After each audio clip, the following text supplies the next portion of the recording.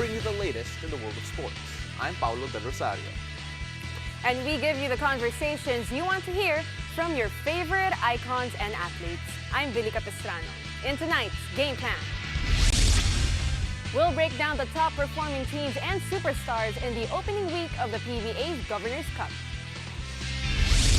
Then, as the chef once again approaches NBA history, we'll break down our favorite moments in Steph Curry's inspirational career.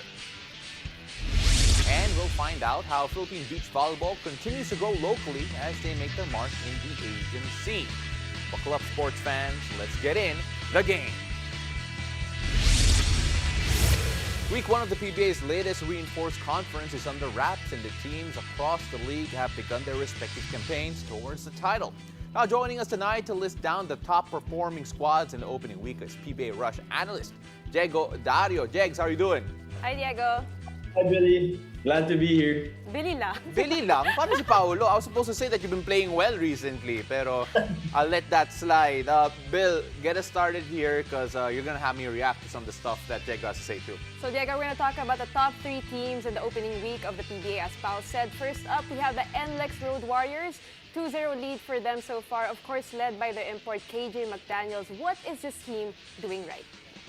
Well, with the NLEX Road Warriors, of course, KJ McDaniels has been playing very well for them. He's been dominating inside the paint, and he's also hitting a couple of outside jumpers, especially in that second game. But what the NLEX Road Warriors is really doing very well right now is their stints without an import. So yung mga moments sa game na walang import, they take advantage of it and they play with a lot of pace. Talking about the NLEX Road Warriors, bagay yung name nila sa kanila because Road Warriors, they're super fast when it comes to getting stops and then getting easy baskets in transition. That's what they do very well, and that is why they have a 2-0 start right now in the Governor's Cup. Absolutely, and you have to feel also that si KJ McDaniels is still playing himself into fitness, Jegs, because he's not as lean as he looked like when he was back then the last time, but then still his performance, we're not worrying at all.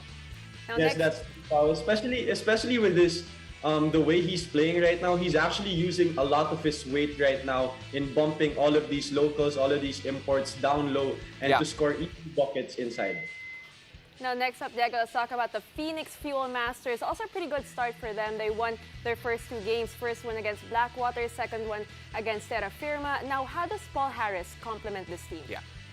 Well, Paul Harris is an import that doesn't really need the ball to be very effective. He wants to be part of the system. You know, when Coach Stopex was asked why they chose Paul Harris, it was because Jimmy Alapag actually told them that he's one of the best imports to ever play here in the PBA because he has championship experience with him. He won a championship with TNT back in 2011, and he's such an unselfish import wherein he wants to involve all the locals when he plays. So he doesn't just get the ball and then does what he does and gets his numbers. He wants to involve all the locals, kick out, he wants to create, and that is why, you know, he won the championship and he wants to do it the same here with Phoenix. You know, also shout out to some of their new acquisitions, Sean Manganti and Simon Camacho, because they've been playing very well. In fact, the players of Phoenix actually chanted Simon Camacho's name after his first game because that's how special he was. But we don't have enough time here, so let's move on to the next team, Bill. Now, last but not the least, Diego, let's talk about Barangay Ginebra, of course, the defending champions. Now, they won against the Alaska Aces. That was their first game as well. What can you say about the return of Justin Brownlee as well as his clutch performance with Stanley Pringle, rather? Well, what can I not say about Justin Brownlee? As expected, he delivered for the Barangay Ginebra team. He's really a 3-level scorer. I said that earlier in our preseason talks about Ginebra. He can score down low, he can post up the smaller guys, and he can shoot from the outside as well. And talk about Stanley Pringle in the clutch. He had 2 turnaround jumpers to get the win and seal the win against Alaska. So the talent level here for Ginebra is really high, and you know, it relieves the pressure to the guys like L.A. Tenorio, Stanley Pringle, you know, the other guys of Ginebra, because all the defense is focused on Brownlee. Absolutely. Jegs, more on this Ginebra team because we know that they are the defending champs of the Governor's Cup. But then we haven't played the Governor's Cup in quite a while. Do you think that, well, we actually heard from Coach Tim Cone saying they don't think of themselves as defending champs. Do you see that hunger in this team? I know it's only been 1 game. Well, I think so. You know, every time Brownlee is with Ginebra, I think they believe that they have a chance to win the championship because Brownlee is the system in himself.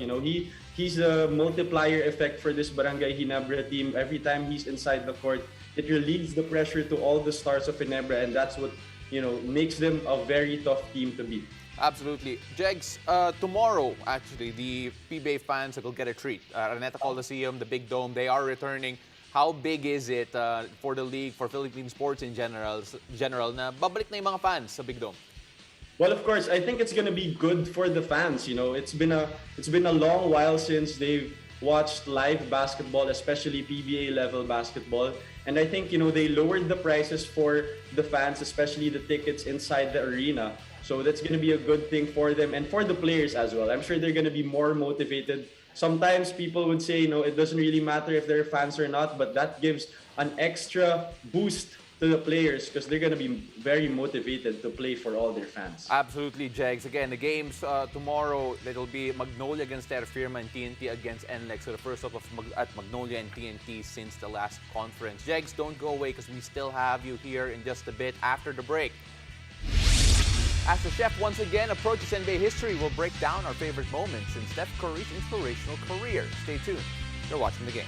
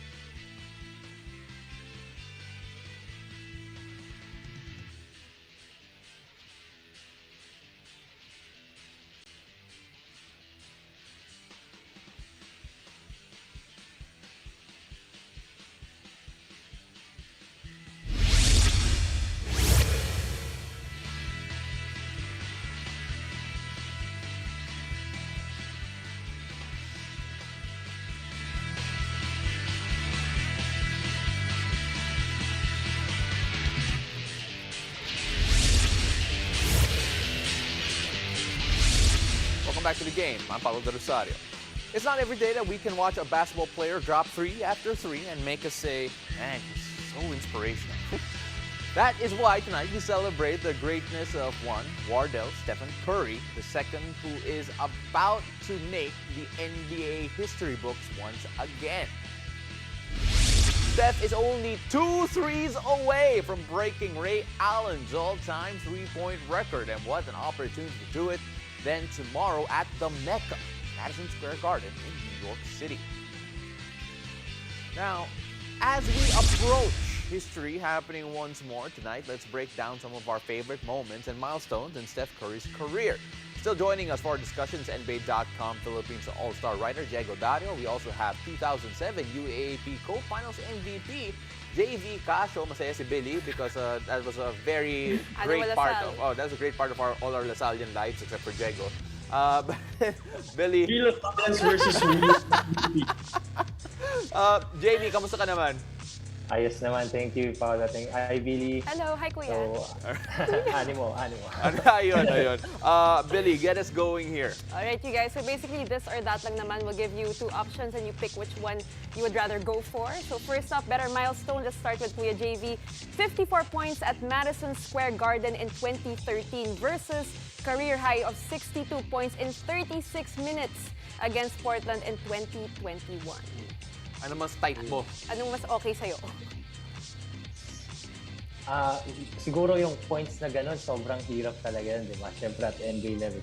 Siguro ang pipiliin ko is yung Madison Square Garden because we all know yung crowd ng Madison Square Garden, the fans, and how tough to play at that and that venue. Pero I think it brings also the energy. Yeah. And I think that's the first career high ni Steph to create that 50 points. So, maisipin mo, di ba? I think every time Jordan scored like that sa Madison Square Garden, it's a big deal. And here is Steph Curry early on his career scoring that on the MSG building. So, talagang napaka-special nun. Yeah, absolutely. Doing something in Madison Square Garden is special and a chance for him to do it again tomorrow, making history and breaking three-point record on national TV. It's like he planned it. I don't know. But let's see how that works out. Billy, what's next? Okay, Diego, ikaw naman. Better moment, behind the back Chris Paul ankle breaker in 2015 versus double bang 3 against OKC in 2016. What is your pick? That one's tough. Although I'm a highlight guy, gusto ko makita yung mga highlights. I think I would go for the double bang logo 3 from Steph kasi that was really one of the most iconic plays of Stephen Curry when it comes to, shooting from way out the three-point line, showing us his range and his clutch ability. And, that 3, I think, kind of cemented himself in the playoffs of being very clutch and getting wins for the Warriors. I actually might think that the ankle breaker of CP3 is also iconic kasi grabe, that comes out in so many commercials and all of that. Ikaw, JV, did you ever have that kind of handle? Or pinayagan ka ba to handle the ball like that naman. ever sa career mo? Siguro, konti lang. Pero, it amazes me how he handles the ball very well, di ba? Yeah. We all know, kinokopya na nga ng mga bata. I mean, even Diego, I watch him, may mga ganong moves siya. Yes. So, Wow! talagang napakaganda yung mga ganon. Pero I agree with Diego, yung OKC game winner, it's one of the, talagang maganda and nag-boost ng career and as a clutch player for Steph. Absolutely. Let's move on to the next one, Bill. This one's for JV. Okay, JV, better moments, half-court shots versus his turnaround celebration threes. Parehas grabe confidence ng mga ganong tira, di ba? Oo nga eh. And I hope I can get that. Pero I would take yung half-court shot pa rin. Half-court shot Sometimes for kasi I feel when you took a 3 and a 3-point shot, parang you already know it goes in eh. A half-court shot, it's really a tough one.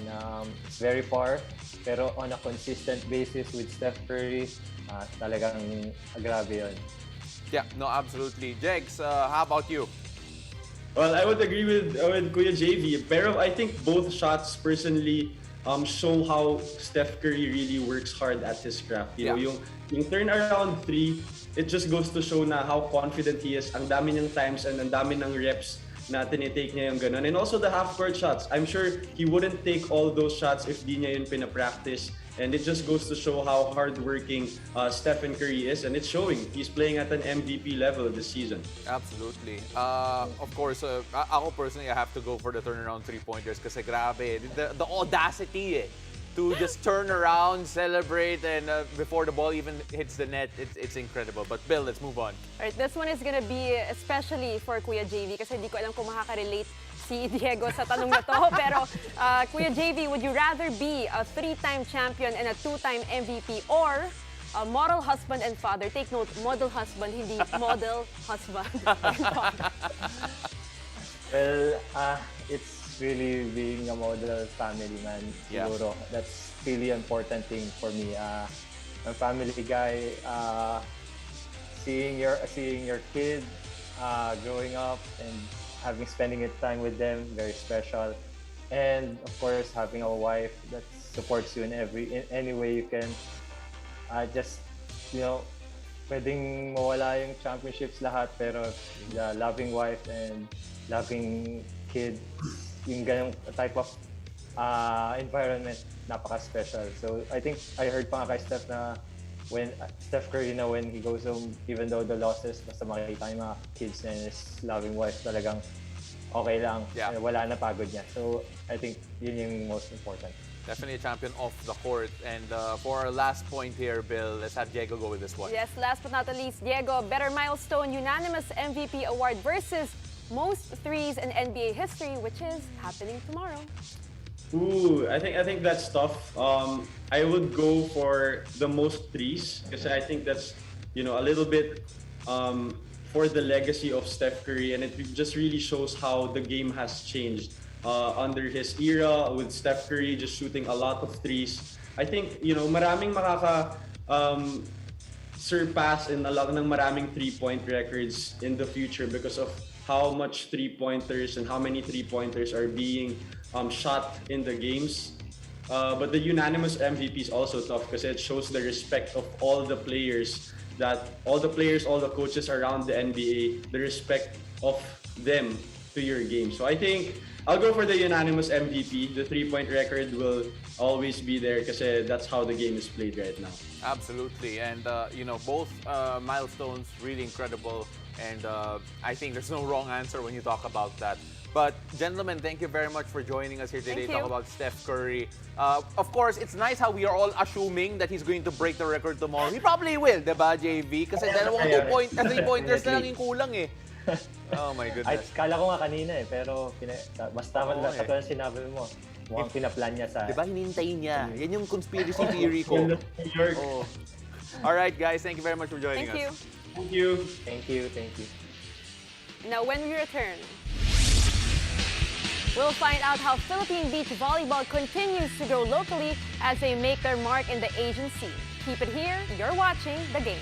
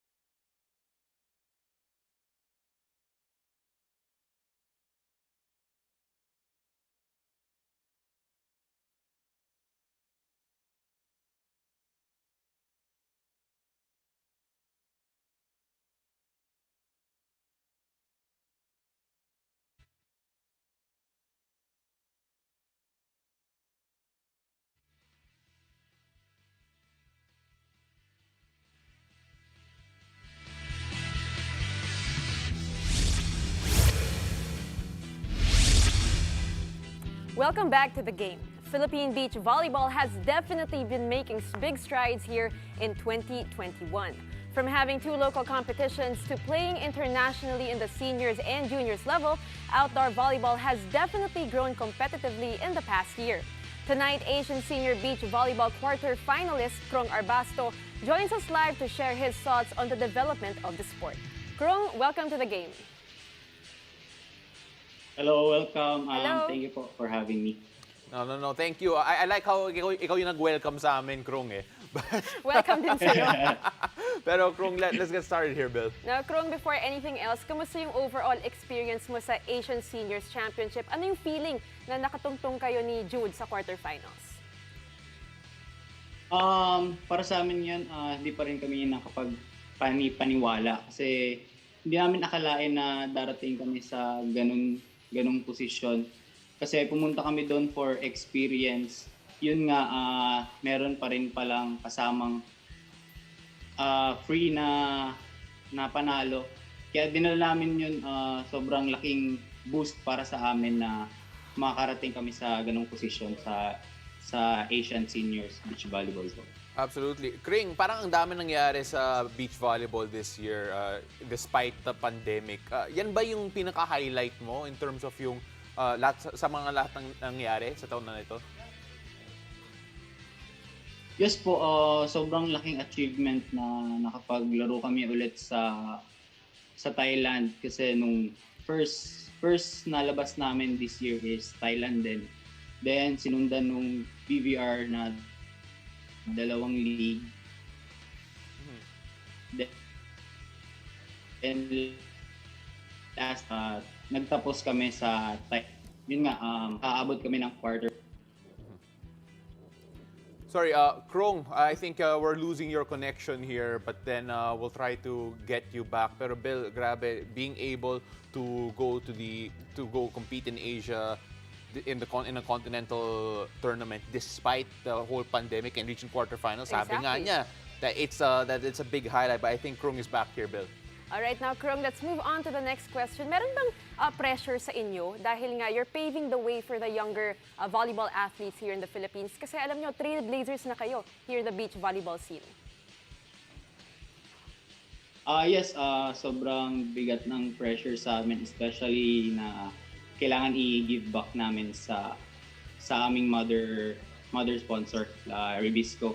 Ang laking tulong ng Ribisco sa amin kasi yun nga, sinuportahan kami kahit pandemic. And maraming mga gustong player na pumalit sa position namin ngayon.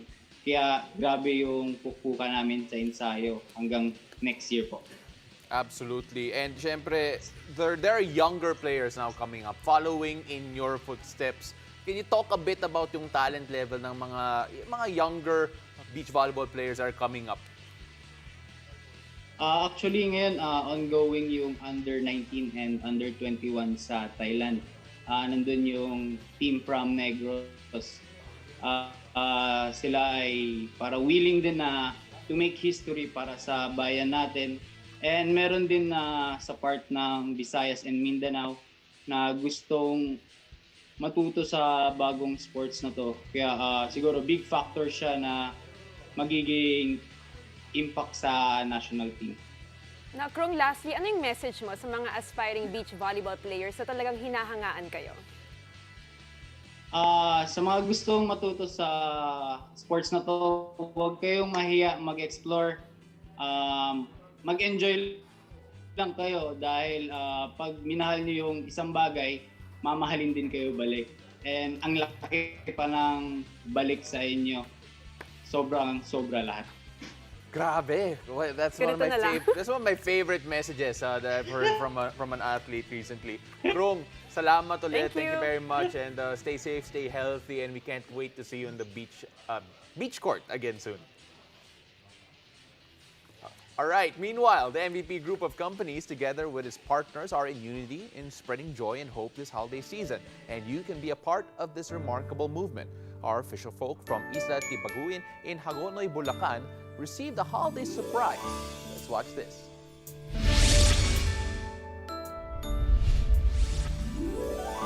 Anumang hamon ng mundo, magkasama tayo itutuloy. Ngayong Pasko, ang Smart ay nagbibigay ng konting regalo sa mga komunidad mula dito sa Luzon hanggang Visayas at Mindanao.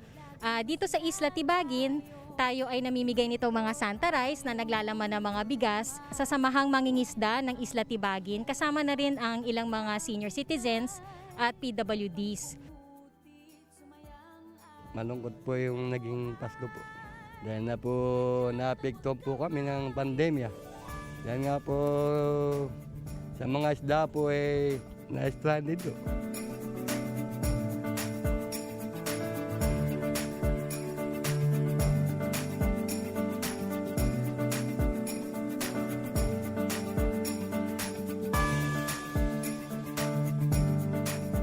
Nakaraang taon po talagang napakabigat sa amin, mahirap ang mga pinagdaanan namin. Malaking epekto po para sa amin lahat ito. Nagpapasalamat po kami sa PLDT at Smart. Masaya po kami dahil tumanggap po kami ng kahit ganito po na regalo ngayong Kapaskuhan. Randam po namin yung diwa ng Kapaskuhan ng pagmamahal ng bawat isa. Maligayang Bayanihan Pilipino. Ang diwa ng tuloy pa rin ng Pasko ay ang pagsasama-sama, pagkakaisa, pagtutulungan para mag-abot ng tulong sa ating mga kapwa na naapektuhan ng pandemya. Kaya natin ito, Pilipino, maligayang bayanihan, Pilipino.